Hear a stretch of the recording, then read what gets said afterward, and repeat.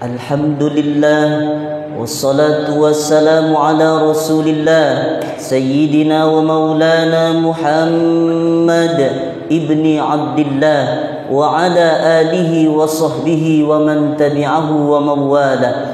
Ashhadu an la ilaha illallah wahdahu la syarika lah wa ashhadu anna sayyidana Muhammadan abduhu wa rasuluh la nabiyya ba'dah. Allahumma salli wa sallim wa barik ala sayyidina wa maulana Muhammadin nabiyil ummi wa ala alihi wa sahbihi wa barik wa sallim.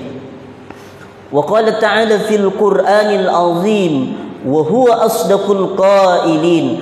A'udzu billahi minasy syaithanir rajim. Ya ayyuhalladzina amanu taqullaha haqqa tuqatih wa la tamutunna illa wa antum muslimun.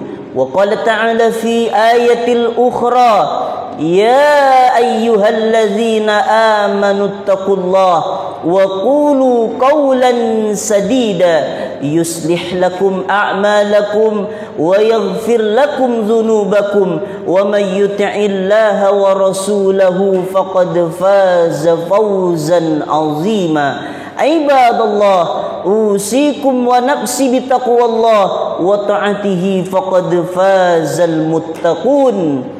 Hadirin jamaah salat Jumat yang dimuliakan oleh Allah Subhanahu wa taala. Diceritakan dalam sebuah hadis, bisa kita temukan dalam kitab Daqaiqu al-Akhbar, berita-berita besar mengenai tentang akhirat Allah Subhanahu wa taala. Semakna senada juga bisa kita temukan dalam kitab Sunan At-Tirmizi juz 4 halaman 649.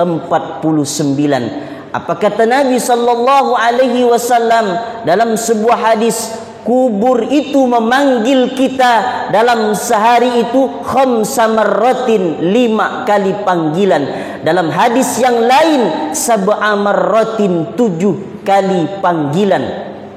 Panggilan kubur tidaklah sampai kepada telinga kita, akan tetapi kita jadikan muhasabah, introspeksi diri bahwa kita akan wafat menghadap Allah Subhanahu wa taala. Panggilan kubur yang pertama, ana baitul wahdah, aku adalah rumah sendirian. Faj'al laka mu'nisan, bawalah temanmu di dunia. Apa teman yang harus kita bawa dari dunia? Apakah harta yang banyak? Apakah rumah yang bertingkat? Apakah mobil yang mewah? Tidak.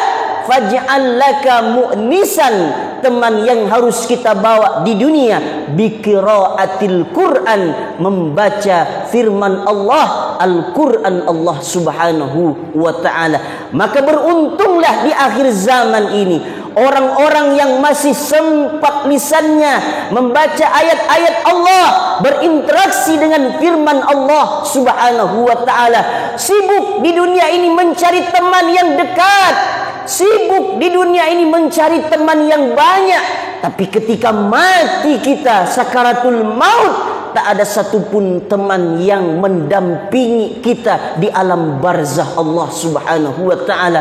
Tapi ketika Quran dibaca di atas muka bumi Allah, di dunia dia menjadi teman, di akhirat, di alam kubur, permulaan akhirat pertama alam barzah, lebih-lebih dia akan menjadi teman nanti di alam kubur Allah Subhanahu wa ta'ala. Orang yang membaca Al-Quran fadilahnya sangat luar biasa, keutamaannya sangat luar biasa. Wa idza quri'al Quran fastami'u lahu wa ansitu la'allakum turhamun. Ketika Al-Quran itu dibacakan, diam, dengarkan kata Allah Subhanahu wa ta'ala, la'allakum turhamun, supaya engkau dapat rahmat Allah. Diam, dengar, dapat rahmat Allah. apalagi bagi orang yang melantunkan membaca ayat-ayat Allah Subhanahu wa taala. Man qara harfan min kitabillah falahu asyru hasanah. Orang yang baca Quran satu huruf maka dibalas oleh Allah 10 pahala, 10 kebaikan. Al jannatu mustaqatun ila arba'ati nafarin. Surga rindu ingin dimasuki oleh 4 golongan manusia, di antaranya taliyil Quran, orang yang senang, orang yang hobi membaca Al-Quran. Maka orang yang tiap waktu bisa berinteraksi dengan gadget, dengan HP-nya 10 jam kurang waktu, kenapa kita 10 menit tiap hari tidak sempat untuk membaca ayat-ayat Allah Subhanahu wa ta'ala? Panggilan kubur yang pertama, ana baitul wahdah, aku adalah rumah sendirian. Faj'al laka mu'nisan bi qiraatil Quran, bawalah teman di dunia dengan membaca ayat-ayat Allah. Panggilan kubur yang kedua, wa ana baituz zulma, hei manusia, calon-calon penghuniku, aku adalah rumah yang gelap, tidak ada cahaya. Fanawwiruni bis salatil lail, terangilah aku, bawalah cahayanya di dunia. Dengan apa? Dengan solat tahajud, solat malam, bermunajat kepada Allah Subhanahu wa ta'ala. Andai di dunia ini mati lampu diumumkan oleh PLN, wahai masyarakat Singkawang, nanti jam 10 akan padam lampu sampai jam 12 malam. Apa yang dipersiapkan? Cepat-cepat charger HP-nya, cepat-cepat beli lilin, takut gelap. Bagaimana nanti dalam kubur Allah Subhanahu wa ta'ala? Tidak mempersiapkan kita.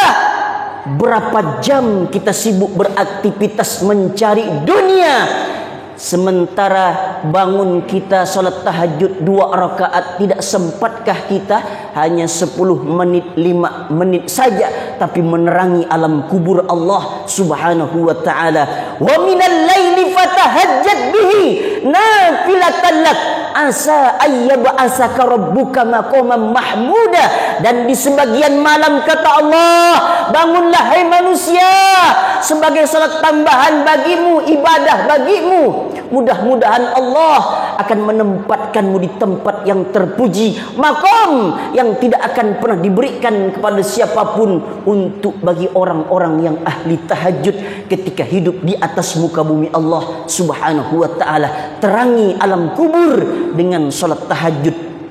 Panggilan kubur yang ketiga, wa ana baitut turab, hei manusia, calon-calon penghuniku, aku adalah rumah tanah. Di atasnya tanah, di samping kanannya tanah, di samping kirinya tanah, beralaskan tanah, mengingatkan kita Allah ciptakan kita dari tanah, naik ke atas tanah, beraktivitas selama 63 tahun, 73 tahun, 80 tahun, kemudian dicabut ruh dari jasad oleh malaikat maut. Kita akan kembali ke tempat asal kita, yaitu alam barzah, alam kuburnya Allah Subhanahu wa ta'ala. Fahmilul firas bil amali solih, hei manusia, bawalah alasnya di dunia dengan memperbanyak amal soleh. Mendengarkan khutbah Jumat amal soleh, mendengarkan khutbah Jumat bagian dari kita untuk mengingat Allah Subhanahu wa ta'ala. Membaca Al-Quran amal soleh, bersedekah, memasukkan ke kotak infak 5.000, 10.000, 20.000 amal soleh. Salat di waktu tahajud, di waktu duha amal soleh. Salat fardu 5 waktu amal soleh. Salat Jumat amal soleh. Itulah nanti yang akan menjadi alas kita di alam kubur Allah Subhanahu wa ta'ala. Panggilan kubur yang keempat, wa ana baitul afai, hei manusia, calon-calon penghuniku, aku adalah rumah di mana semua ada binatang buas padaku. fahmilut tiryaq, bawalah bekalnya di dunia. Apa bekal yang harus kita bawa di dunia supaya jadi benteng, supaya jadi penawar? Banyak-banyaklah mengucapkan bismillahirrahmanirrahim. Pakai baju bismillahirrahmanirrahim. Berangkat dari rumah untuk bekerja mencari nafkah untuk anak dan istri, bismillahirrahmanirrahim. Memakai sepatu, bismillahirrahmanirrahim. Memakai songkok kopiah, bismillahirrahmanirrahim. Perkara yang baik mulailah dengan bismillahirrahmanirrahim. Apa kata Nabi? Kullu amrin zibalin la yubda'u fihi bismillah fahuwa aqta.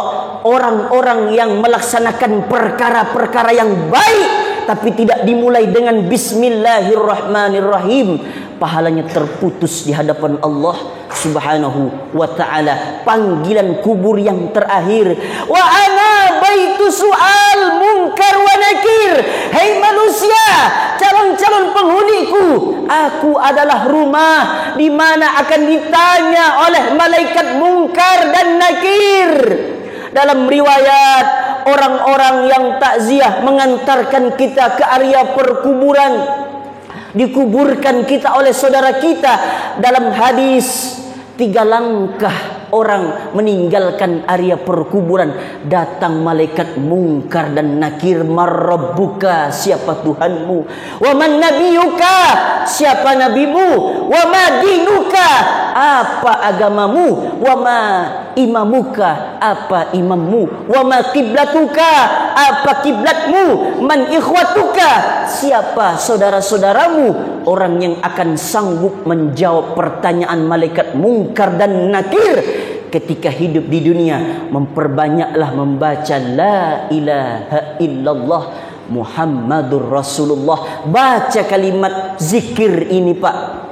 Man qala la ilaha illallah dakhalal jannah. Orang yang di akhir hayatnya, yang di akhir hidupnya, dia sempat mengucapkan la ilaha illallah, masuk surga Allah Subhanahu wa ta'ala. Maka 5 panggilan kubur ini harus kita hiraukan. Jangan sampai masuk sebentar dijadikan pelajaran dalam hidup kita. Kalau selama ini kita mendengar panggilan bos kita, kalau selama ini kita mendengar kekasih kita, istri kita, maka untuk kita yang betul-betul akan wafat menghadap Allah, hiraukan panggilan kubur sebagai penyemangat kita untuk lebih giat lagi istiqomah beribadah di hadapan Allah Subhanahu wa ta'ala. Barakallahu li wa lakum fil Qur'anil azim wa nafa'ani wa iyyakum bima fihi minal ayati wadh-dhikril hakim wa taqabbala minni wa minkum tilawatahu innahu huwal ghafur